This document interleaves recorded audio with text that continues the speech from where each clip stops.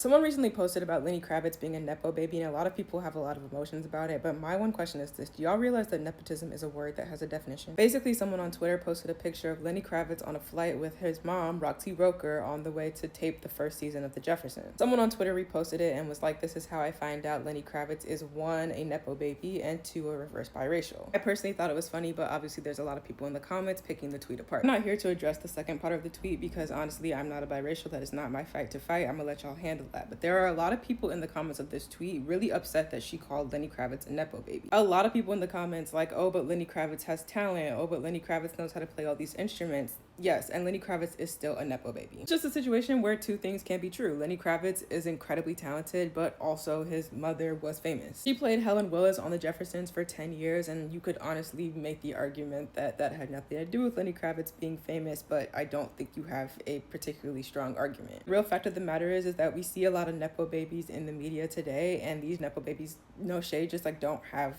talent like Lenny Kravitz does. So when people say Lenny Kravitz is a Nepo baby, it almost feels like an insult. Being a Nepo baby is not inherently a bad thing. It becomes a bad thing when you are finding yourself in spaces or in roles that you particularly do not have the talent for, but because your mom or your dad is who they are putting you in those places. Lenny Kravitz is incredibly talented to make it much more palatable that he's a Nepo baby. And honestly, it's the same for Blue Ivy. Blue Ivy's mom is Beyonce, one of the most, if not the most famous person in the world. Blue Ivy wanted to get on the stage with her mom and said, let me get in this rehearsal so that I can get on this stage with my mom and not look crazy, because Beyonce has a level of quality that she needs her dancers to have.